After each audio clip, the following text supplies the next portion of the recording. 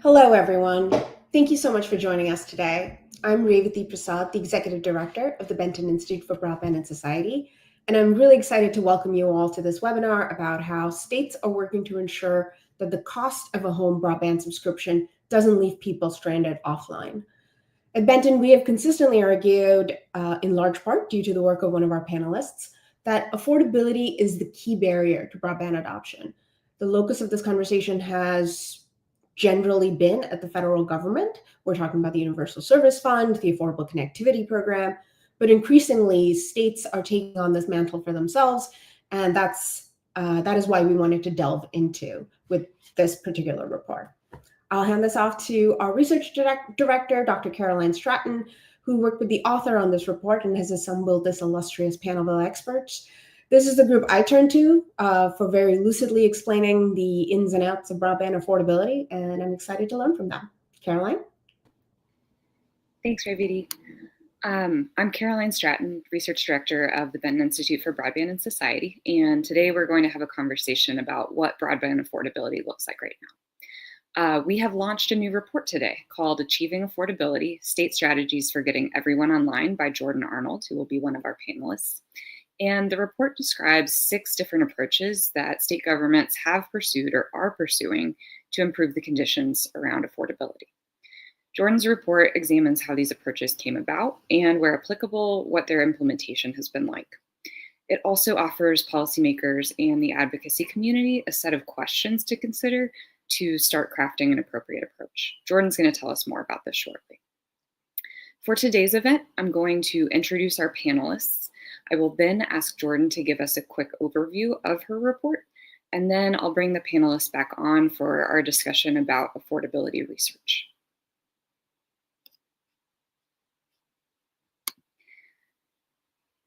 All right, so the first panelist I will introduce to you is Jordan Arnold. She's a Master of Public Affairs candidate at Princeton University, and she previously served as a senior policy advisor in the Biden-Harris White House, where she led work on broadband and economic development in the Office of the Chief of Staff.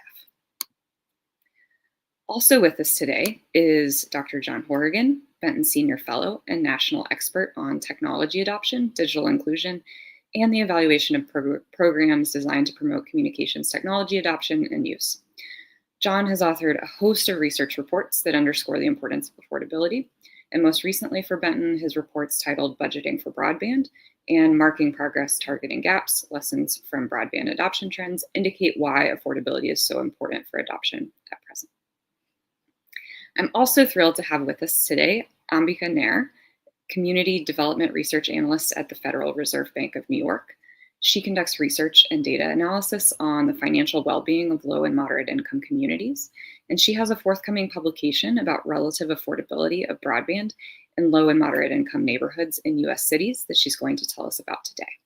I want to tell you that new report will be out later this month. We are eagerly anticipating it. So thank you for all being here today. I'm going to turn it back to Jordan briefly to tell us about her new work. Sure. Thanks, Caroline. Well, it's so great to be with all of you here today. Thank you so much for joining us.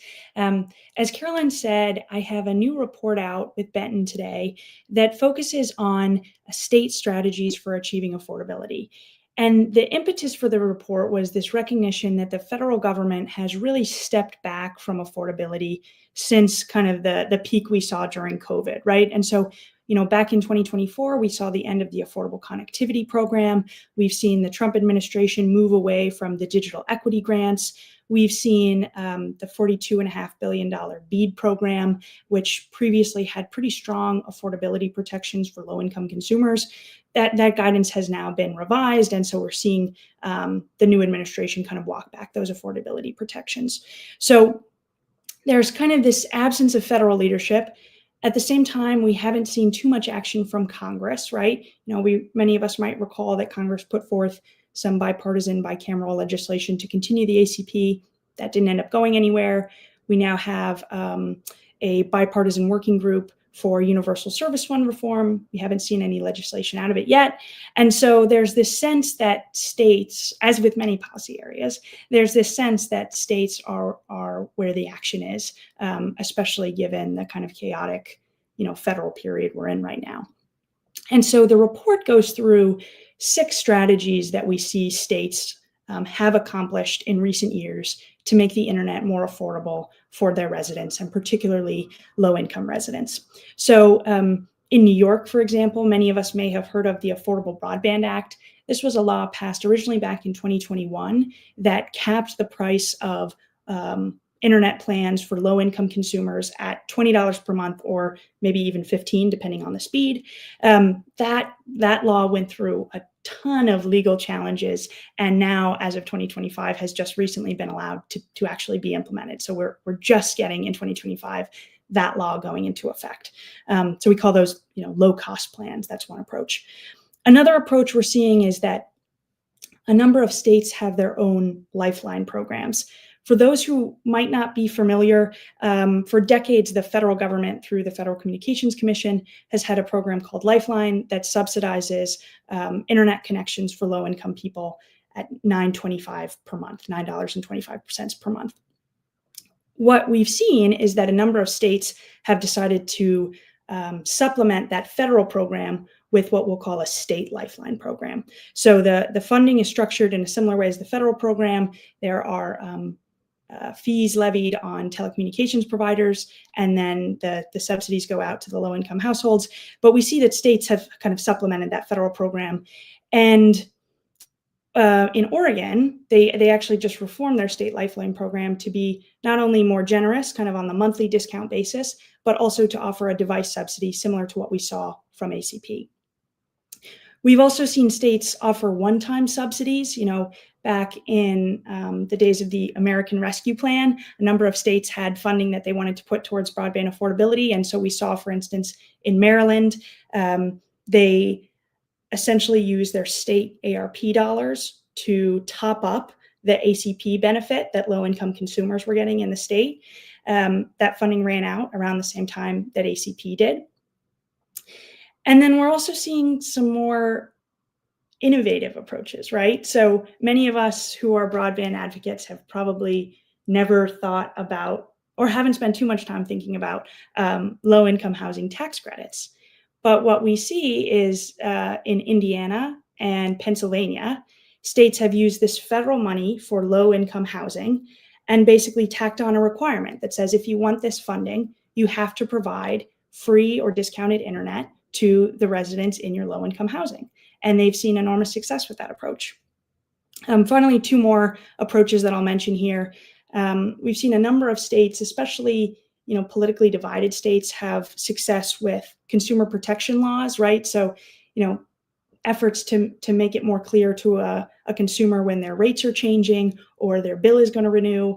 There's good empirical evidence that when you have more data about how your rates are going to change, you're empowered to seek lower prices for yourself. And then finally, enhancing competition. I mean, this has been a pillar of Benton's advocacy and research for a long time, but there's wonderful research, including I think some that we'll hear about today, that shows that increased competition results in lower prices for consumers. And so we have examples like Colorado, which in 2023 took off its books a law that made it difficult for municipal providers to offer internet to their residents. And so, these kind of 6 strategies, the low-income option, the lifeline reform, the one-time subsidy, the low-income housing approach, consumer protections, and enhanced competition. The report really goes through all 6 of these and highlights states where they've seen, great success implementing these, and the kind of conditions that made the state ripe for this sort of thing. So I think if folks in this webinar read the report, hopefully they can see their own state sort of mirrored here, and what you might be able to accomplish for affordability for your residents. So I'll turn it back over to you, Caroline.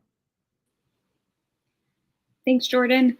I want to start by asking you a question of, for our policymaking and advocacy community, where do you start? Since there are multiple different paths to follow, what do you recommend?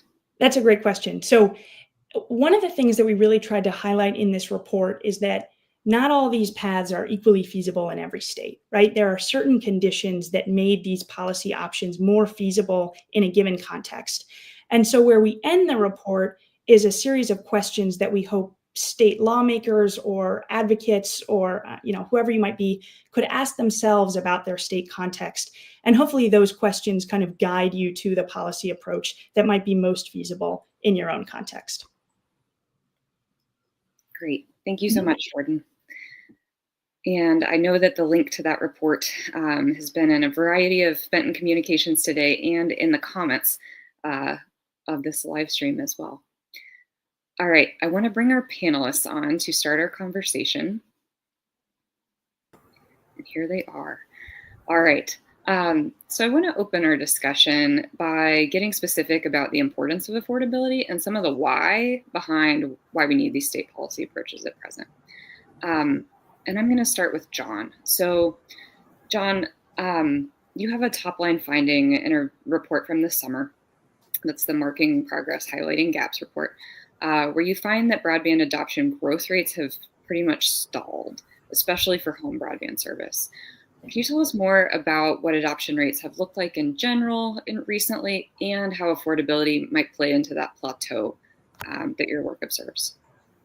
Sure, happy to do that. And congratulations to Jordan on a really excellent piece of work that I think is going to be a wonderful resource for a lot of different people.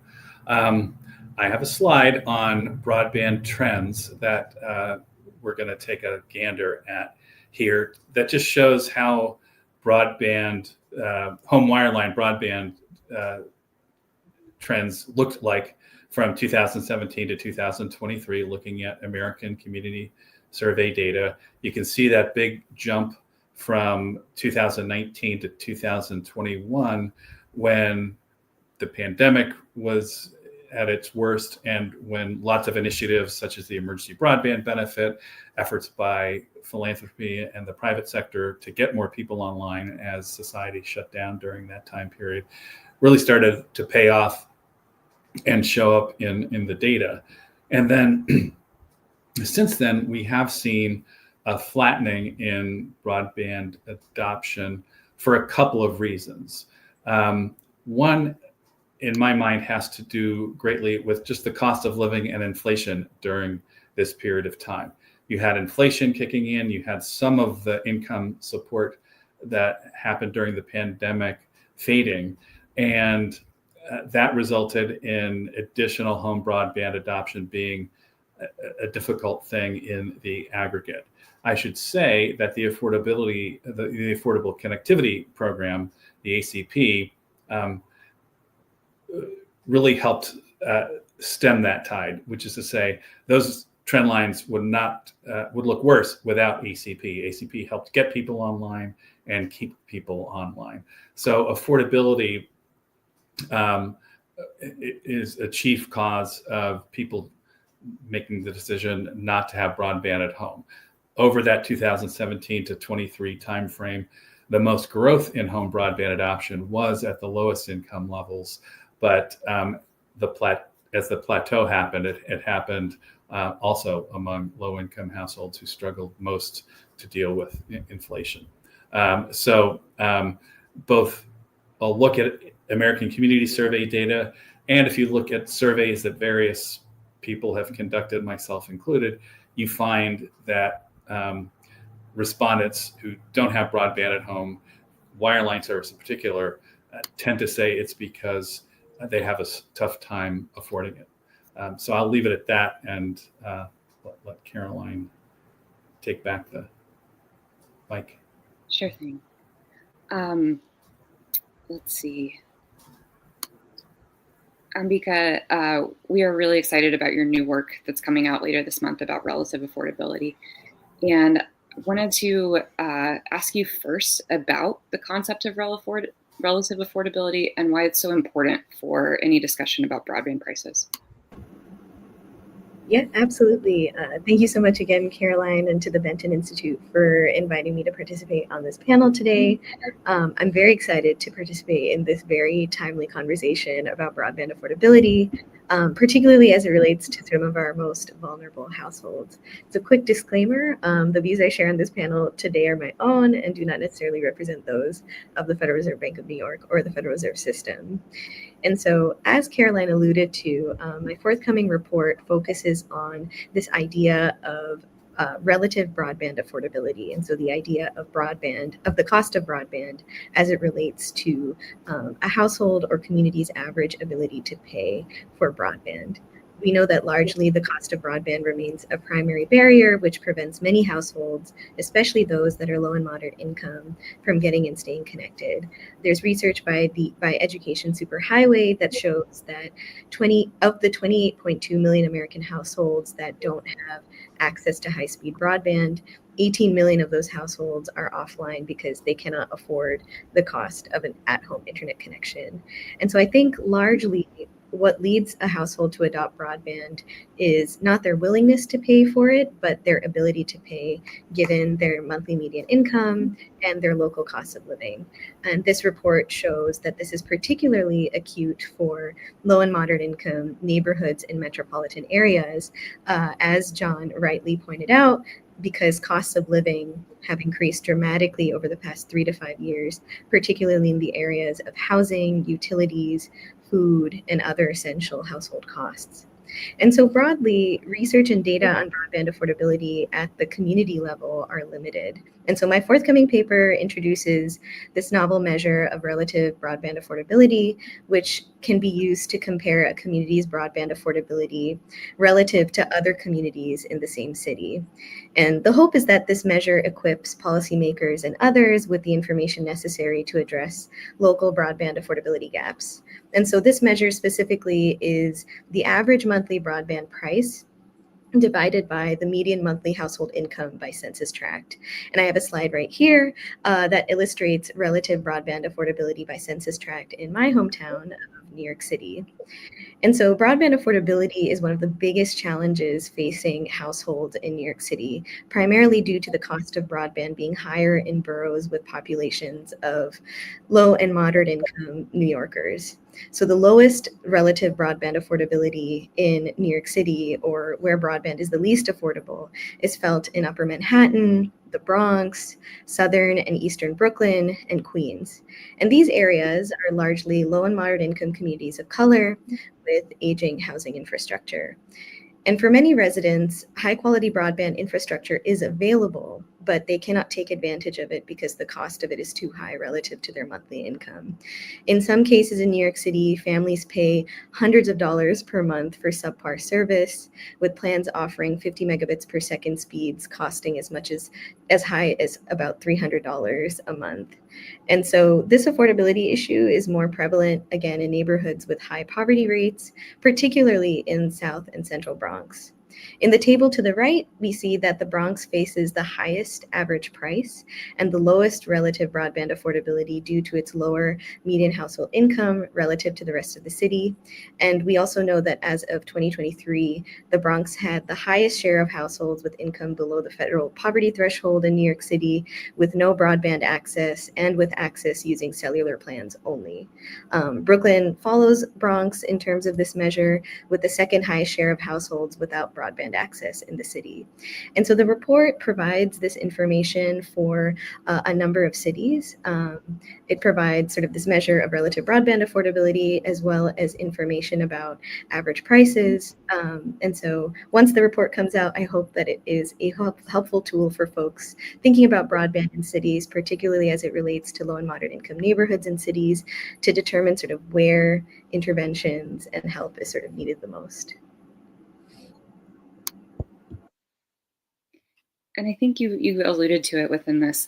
Why is it so important to think about this cost as part of cost of living, or to compare it to cost of living when it comes to low and moderate income households? Absolutely. So we know that over the past couple of years, low and moderate income families have faced increasing costs as it relates to almost every essential cost of living. We also know that low and moderate income families, particularly in cities, face a number of issues as it relates to the ability to make monthly payments, their ability to make consistent have consistent sources of income month to month, as well as general constraints on their liquidity within their household budgets. This causes families that are sort of income vulnerable to have to make trade-offs between choosing broadband and choosing other essential costs of living. And any sort of policy or thought around sort of what constitutes affordable broadband should likely take into consideration the trade-offs that families, particularly families in urban LMI neighborhoods, often make to be able to live day to day. And so when we think about what's affordable in terms of broadband, we not only have to think about sort of the absolute price of broadband in communities, but we need to think about sort of the financial trade-offs these households are making day to day, and how we can make it easier for folks to choose broadband or an at-home connection while balancing many of those other essential costs and services. Great, thank you. John, this sounds a lot like some phenomena you document in your budgeting for broadband report that reflects the experiences of subscription vulnerability for low-income households that experience the expiration of ACP. Can you tell us more about how people reacted to this sudden change in what they were paying? Yeah, when ACP went away, people coped in a variety of ways. Some disconnected service. They just simply couldn't keep it given the withdrawal of the $30 per month subsidy. Lots tried to make do by cutting elsewhere, engaging in those trade-offs that Ambika was just talking about. And then others simply endured with higher costs, trying to look for better plans and undertaking a lot of effort to manage their connectivity in a way that was economical for them. And then others did what I call, they relied on the workaround ecosystem for broadband. If they don't have service at home or don't have adequate service at home, they go to the library. They seek out other ways to connect, and they just make do in that fashion, which is typically not as reliable as they had when they had service under ACP. I mean, one interviewee in our focus groups for that report said, ACP almost made us feel normal. So in the view of this interviewee, having ACP let them have service and not worry about it and go about their business using the internet as we all do. But you take away the ACP, things become much more fragile, and the subscription vulnerable become that much more vulnerable. So these kinds of income support mechanisms for service affordability make a real difference, both in the data and then when you talk to people who have lived this experience.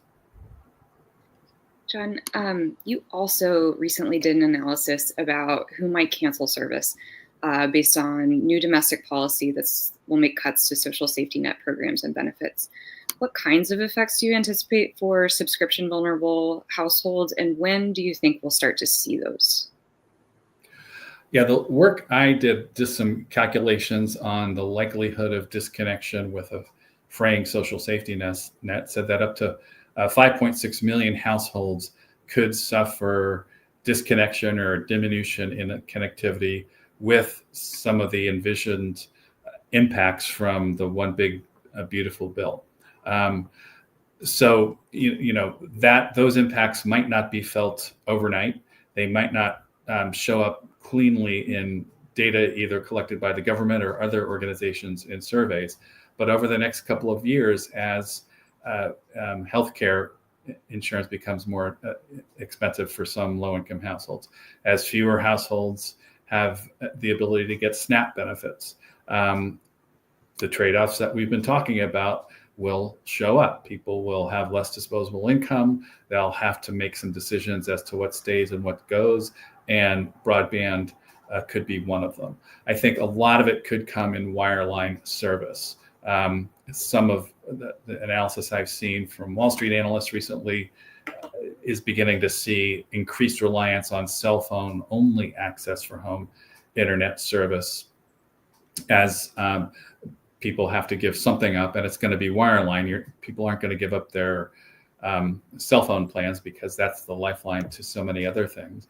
But when you rely only on that to use the internet, then you have to have trade-offs on your data caps and things like that as to when you might choose to watch videos online or do telehealth sessions online. So, when changes are made in policy at the federal level, it does cascade down to low-income households in ways that do threaten broadband connectivity for those households. Thanks, John. I also want to think together about affordability in our current context. So we know we've got a lot of public and private sector investment to expand broadband infrastructure and service at the moment.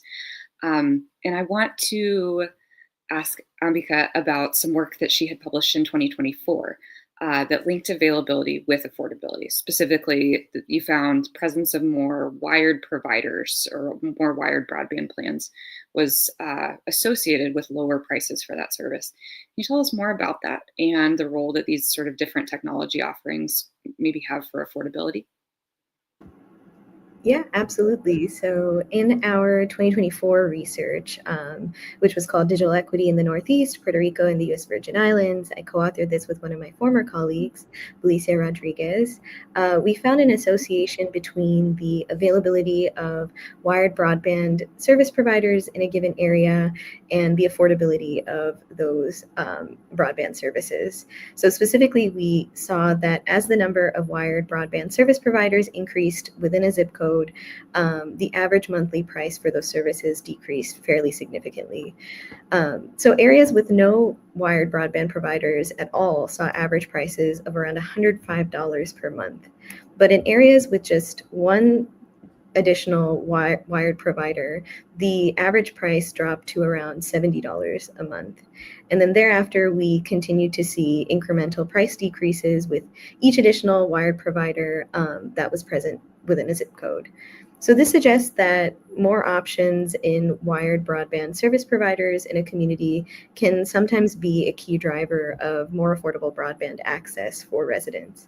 But at the same time, technology also plays a role, and the type of broadband technology being offered and the download and upload speeds associated with it can also impact affordability. And so as we know, based on FCC definitions, a household needs at least 100 megabits per second download and 20 megabits per second upload speeds to have an adequate broadband connection. And price, the number of providers, and broadband technology type are all key determinants as to whether a household can access a broadband plan that meets the speed and quality threshold. And so my forthcoming paper actually finds that in cities where relative broadband affordability is lower or broadband is less affordable relative to income, average download speeds are often lower as well, particularly in low and moderate income census tracts. Broadly speaking, LMI neighborhoods in cities often face the two-pronged issue of lower quality broadband and higher prices relative to their monthly median incomes. Bridgeport, Connecticut is a big example of this, as it lacks an internet service provider marketplace that's robust and competitive, which keeps prices high and quality of service low in a city that is primarily low and moderate income. And so in general, I think we see that broadband affordability is closely tied to the competitive landscape of providers in a given community, as well as the options for broadband technology types offered and the speeds that those providers make available.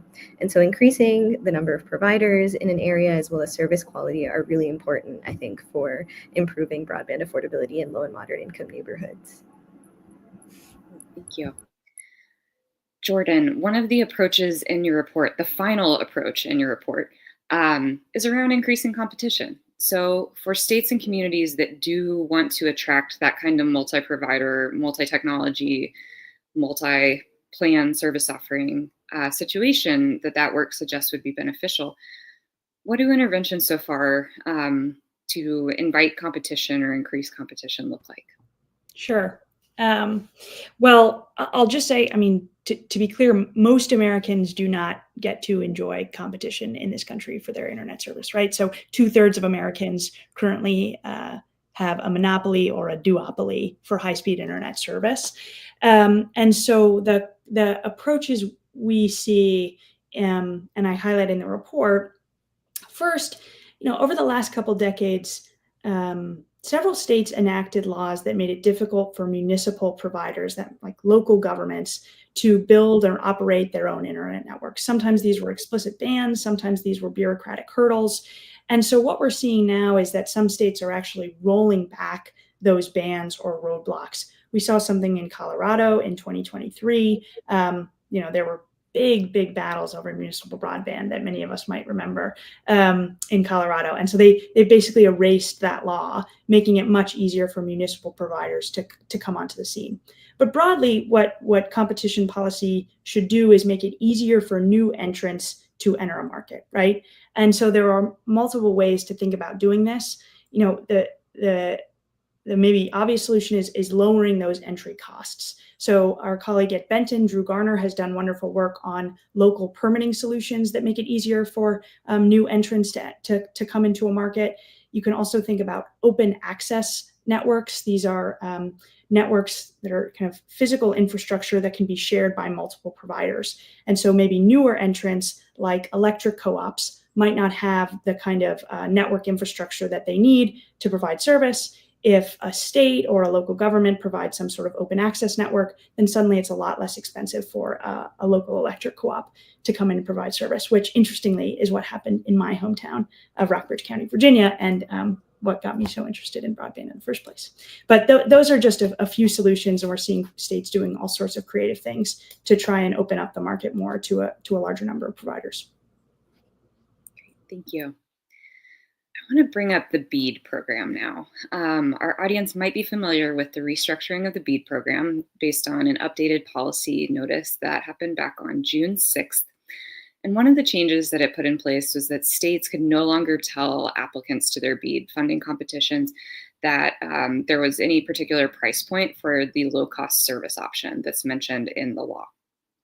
Another of the ramifications of those changes that's emerged more recently is NTIA saying to states that setting any sort of a price point for a low-cost service option could jeopardize the state's BEAD allocation. So Jordan, I'm going to turn this to you. Can you tell us what this means right now for states that do have some sort of affordability legislation with a price point? And what should we be watching as a potential conflict plays out? Sure. Caroline, it's such a good question. And I'll just start by saying I don't have a good answer for these states. And I realistically don't think anyone can have a good answer for these states at this point. So as I highlighted in the report, New York and Connecticut are the states that have these kinds of laws already on the books. California was considering implementing a law like this, but its primary sponsor publicly backed off the law after getting this kind of feedback from NTIA that this kind of law could imperil their BEAD funding. So NTIA is clearly signaling to states that they don't want them to enact this sort of thing. What we don't know is how it's going to impact states that have already passed these laws, right? And obviously Connecticut, which, Caroline and I were looking at its final proposal this morning, will be connecting about 700 homes with its BEAD funding versus New York, which is connecting a much larger number. They're obviously facing pretty different scenarios. So, I think if you are someone who's considering this kind of law in your state, we should be watching those states closely for how they handle the final proposal submission and approval process. But I think ultimately, I'll say, this administration changes its guidance every other day. And so, what they say they're going to do and what they ultimately do could be two completely different things. And so I think all of us need to be watching very closely these affected states over the next 6 months and see what actually arises out of the final proposal approval process. Thanks, Jordan.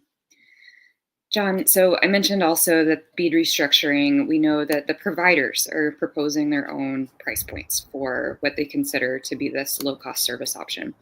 And we do not have a good picture yet of how affordable these options are going to be. One data point we do have is in Virginia. Starlink said their low-cost service option is going to cost $80 per month in these newly BEAD-funded locations. Can you tell us in general, we've looked a little at the communities that might have this offer where Starlink won benefit of the bargain funds. In communities that might have this $80 per month offer, what does the research tell us about how that price might be received by subscription vulnerable people or new adopters? Well, $80 per month as an affordable threshold is a lot higher than what the research tells you is considered affordable by low-income households.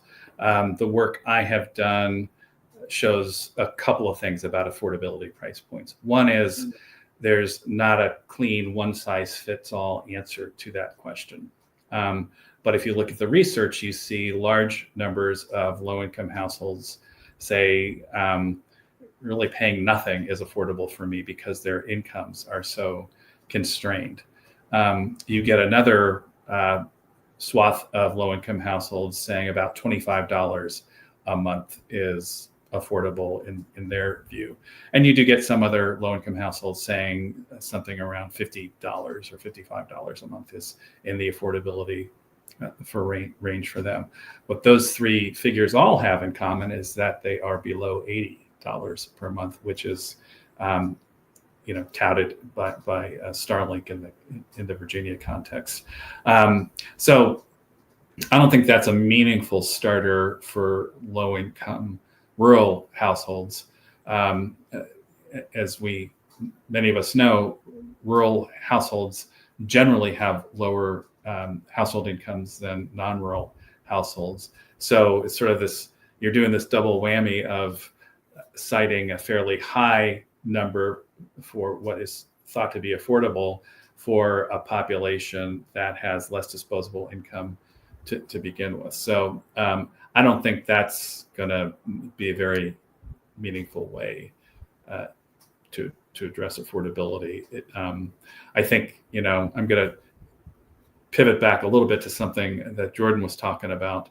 One thing states could do, and this is a little bit far-fetched, and it would be kind of a bold way to think about it a little bit, but if NTI is going to say, because you've imposed some low-cost threshold by legislation, we're going to take away all your BEAD allocation. Do the math. If you do the math in New York State, if you assume that as many people that signed up for ACP take the $20 per month figure, and you take the difference between $20 and what is even a starter internet service plan price of around $60 a month. If you start to do the math of a $40 benefit for X hundreds of thousands of households in New York State, you multiply that out over 2 years, you're getting kind of close to your overall BEAD allocation for the state of New York. So you might wonder where you want to put your chips in the benefit basket. Do you want to do it on an affordability mandate that could help low-income households, or do you want to do it on network infrastructure build out if presented with that choice, which, as Jordan says, we actually don't know whether that start choice will be presented because of the ever-changing rules that NTI put out. So that's my observation on something Jordan was saying, but $80 per month as an affordability threshold is really not a starting point. I want to get us to a sort of forward-looking space. And Jordan, I want to ask you about, given the current policy environments that we have, what among the policy approaches that you've looked into here, what do you see as most feasible? What would you like to see from states, assuming that the federal government is unlikely to act during this administration? And you're welcome to toss in what you'd like to see at the federal level if you want to dream big. Great. I love dreaming. Well, one of the great things about this report is that we showcase examples where all of these strategies have worked in states, right? And so this is not a sort of pie in the sky report. This is a description of things that have been feasible in states all across the country, red states, blue states. And so I hope that states will look kind of seriously at these solutions and really think about how they might be feasible for themselves. A couple kind of considerations that will impact feasibility. One key lesson we found was that the internet service provider reaction to the policy is going to be really important, right? And so you see cases where in New York State, the internet companies were behind a lot of the behind a lot of the legal action pushing back against the law. And so ultimately it took 4 years for that law to come into action, right?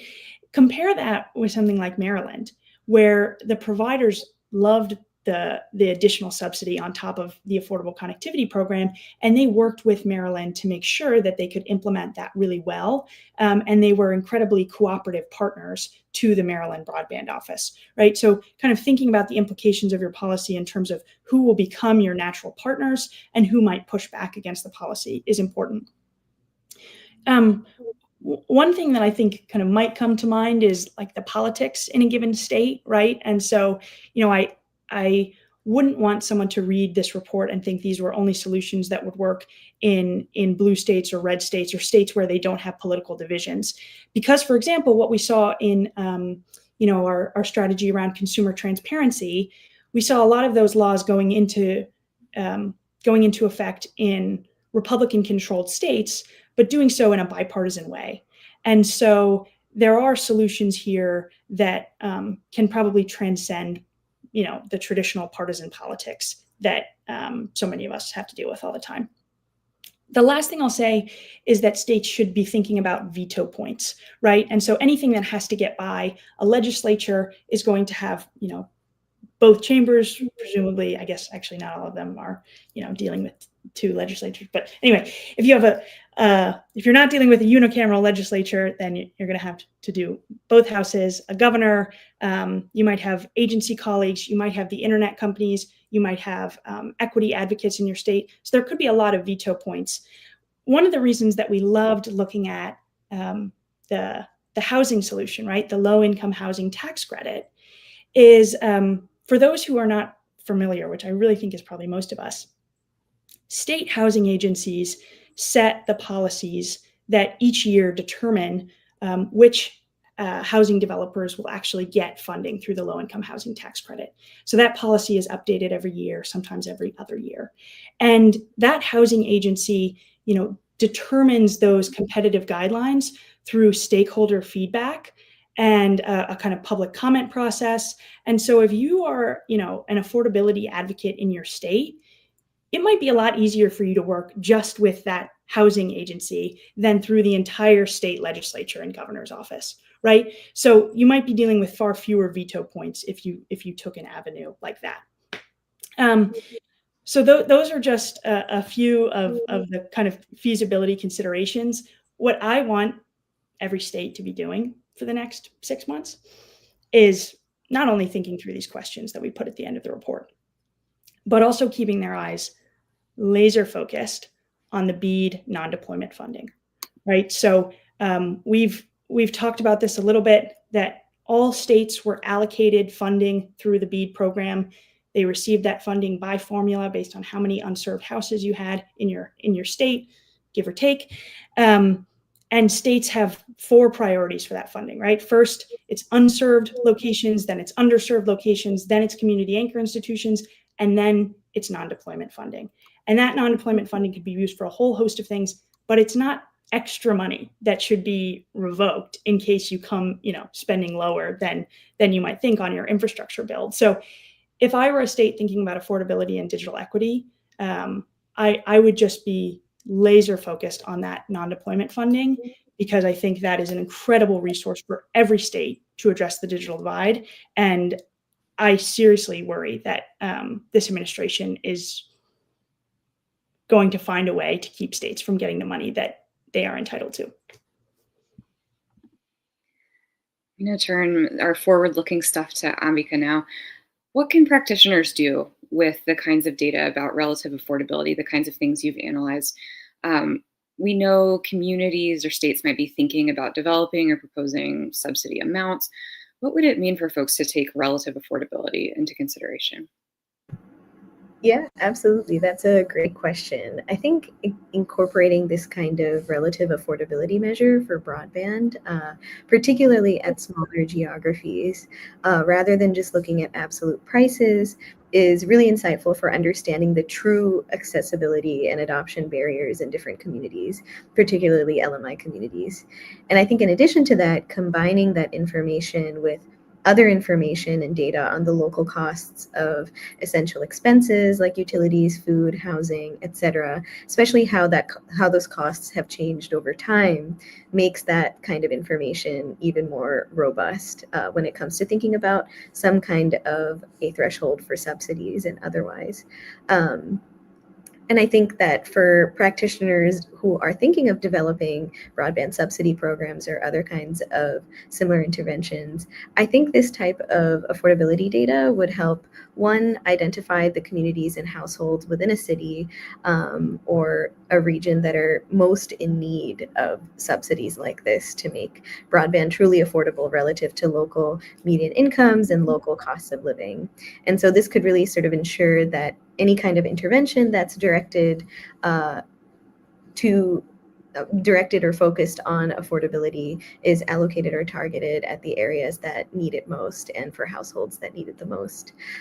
Two, I think it offers an opportunity to allocate subsidy amounts appropriately based on the relative broadband affordability gap in each location.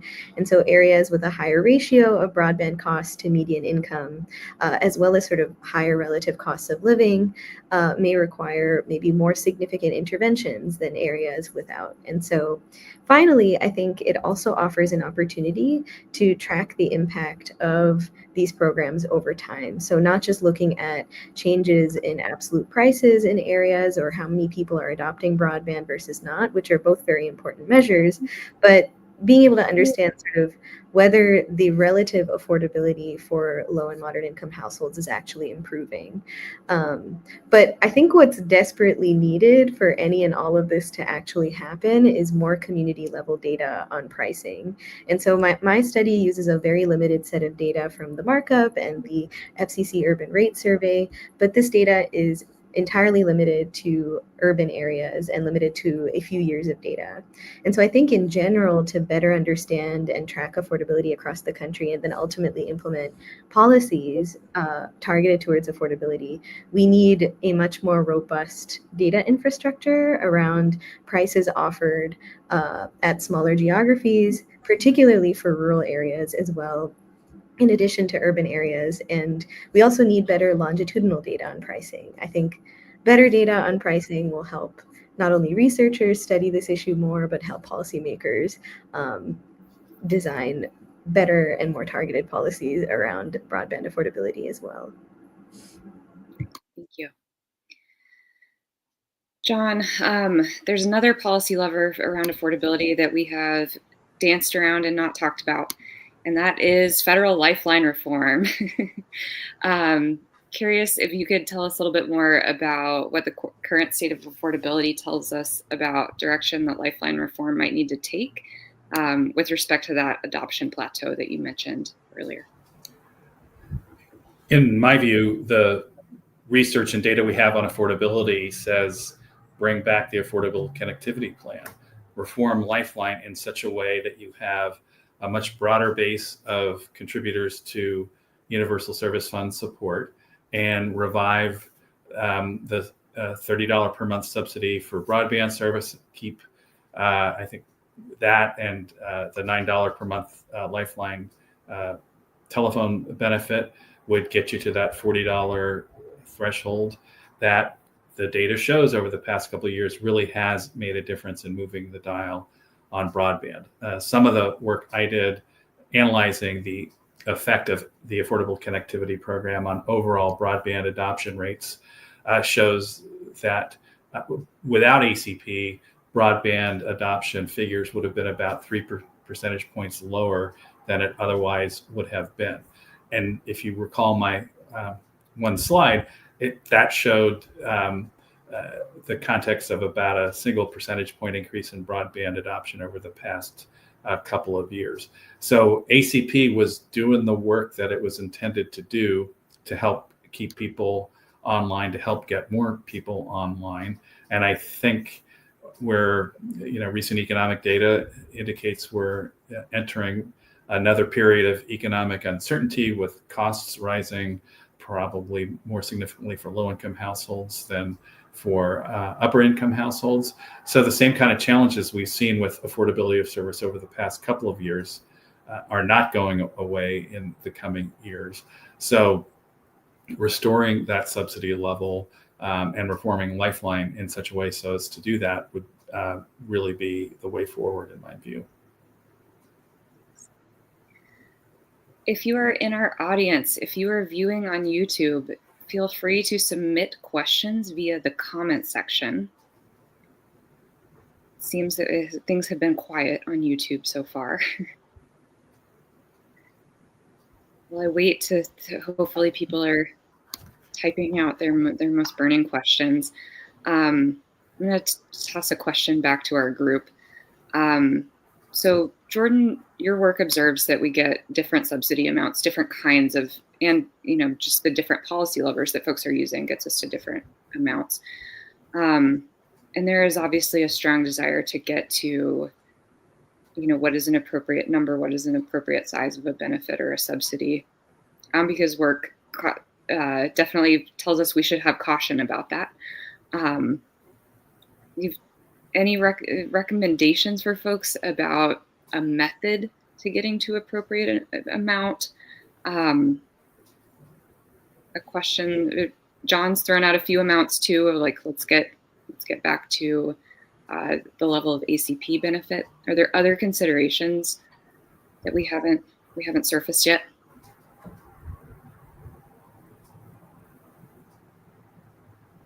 Well, I can come in with a perhaps unsatisfying answer, which is that we are seeing states do the most they can with what they have, right? And so in New York, for instance, the Affordable Broadband Act was set at $15 a month in large part because a number of providers were already offering $15 a month plans as a result of merger conditions that the state had imposed, right? And so Connecticut, which was dealing with a very different context, set their low-cost plan option or their affordable option at $40 a month. If we look at states that are considering Lifeline reform, like Oregon, it was supplementing the federal Lifeline program with $10 extra a month. Now it's supplementing it with $15 extra a month, and that was a consideration about how the change in that amount would affect consumers down the line if those fees that are used to raise money for that program were raised. So I do think an unsatisfying answer is that states have to just consider the landscape that they're working in, and I do think that is going to be highly constraining, but also indicative of what you can accomplish. I mean, states may also want to think about kind of coordination or strategic use of different levers. Promoting competition strikes terror into the hearts of some providers. And if you go all in on that, providers might be more amenable in other ways to offer low-cost plans. They might want to take a little hit on the bottom line on low-cost plans rather than take what would probably be a much bigger hit on new competition. So thinking through the strategies and how different strategies may interact is also a way to think about this. Yeah, I think I just sort of finally add here, sort of going off of Jordan's earlier point of states are determining thresholds sort of based on the landscapes that they are operating in. I think sort of understanding the financial landscape and reality for families when it comes to sort of the trade-offs that they're making within their household financial budget is really, really necessary when thinking about a threshold. And so while I can't point to a specific threshold or amount for affordability one way or the other, I think whatever threshold comes to be at the policy level has to take into account a household's or community's ability to pay for broadband. And whatever it is, it should ideally be sufficient enough to make broadband service genuinely affordable without forcing difficult trade-offs, with other sort of critical needs. And I think, ideally they are designed to fill the gap between what a household can reasonably afford versus the actual cost of service as well. And there have been researchers from Pew, MSU, who have discussed the possibility of a sliding scale approach or a tiered approach that sort of accounts for some of these differences in household income and other expenses. So definitely taking into account sort of some of the financial pressures that families, especially at the lower margins, are facing is important here too. Thanks. Jordan, I'm going to direct a YouTube comment question your way, which is around how especially elected leaders come to care about this topic. So you got to talk to some elected officials in the course of your research in multiple states. Was there anything within that their sorts of journeys to taking action that was notable for you? That's really interesting and a great question. So how do elected leaders come to care about this topic? I think one thing that is a little bit difficult is, or maybe, maybe a pro for us, is that COVID really did wake people's eyes up to this, right? I mean, we, like so many people in the digital advocacy space, knew that this was a problem long before COVID. And then I think much of the country, including its elected leadership, woke up to this problem in 2020. I think one thing I notice about the state elected leaders that I talked to or that I was looking at, they had been working on this for a while, right? They were not the most effective leaders were people who had been in this space for a while and building relationships over time. And so, for example, in Oregon with Representative Pam Marsh, who is the champion for Oregon's Lifeline reform, she had been working in this space for a long time, but in 2024, over a year before the bill passed, she started convening a working group to make sure that stakeholders were engaged, were getting their concerns out, reflected early. So I do think having I think it's potentially less of trying to start something from scratch. And I hope this is a lesson from the whole report. It's less trying to start something from scratch and trying to see what's already there. Because I do think in states where we're seeing real progress, it's champions were finding the right opportunity and the right moment. And that might not come every year, every legislative session, but what we're seeing is the legislators that are putting this forward and working on this over time are finding their opportunities and are finding them right now. Jordan, I'm going to ask you one more thing too, because I know it relates to your report. We've had a question about FCC's broadband labels on affordability and their role around enhancing that competition transparency. And I know that is maybe an implicit line of thought, at least in your report.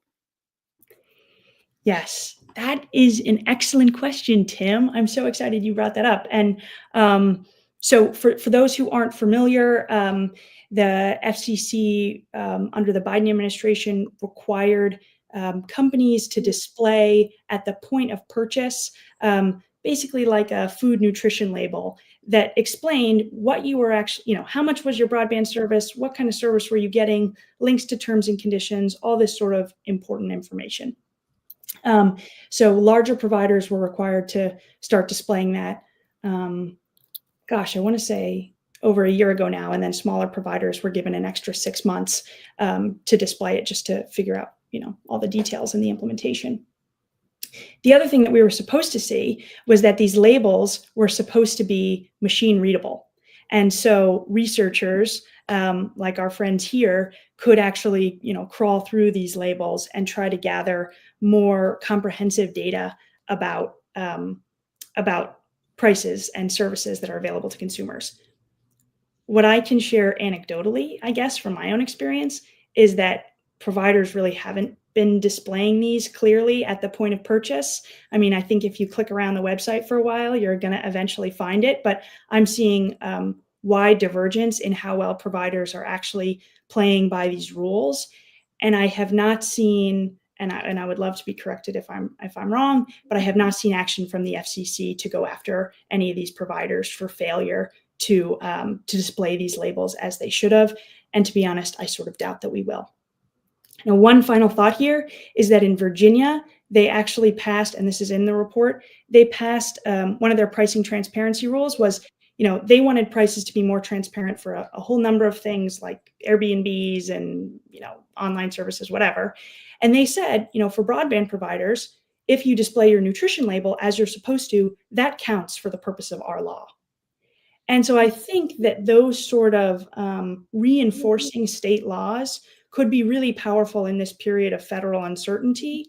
And so I just point that out as kind of a bright spot on the broadband nutrition label that, I think states have a role to play if they really want to see the nutrition label enforced in their state. They can kind of echo those federal mandates, and then hopefully we might see a little better follow through from providers in those states.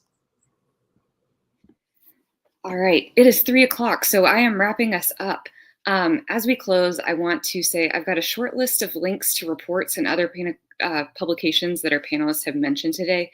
In fact, I've asked them specifically about findings within these. This webinar came with a reading list, and we're, of course, excited for Ambika's new work later this month. So thank you so much to our panelists for joining us. I also want to thank my Benton colleague, Reed Sharkey, who's been seamlessly producing this webinar behind the scenes. And I will also share my contact information. If you've got questions or feedback, I would be happy to route any questions or specific things to the speakers we've had today. Again, we appreciate your enthusiasm, your consideration for learning about these new works and this topic. We hope that you'll read and share the resources that our panelists have talked about today. And I hope you have an excellent afternoon.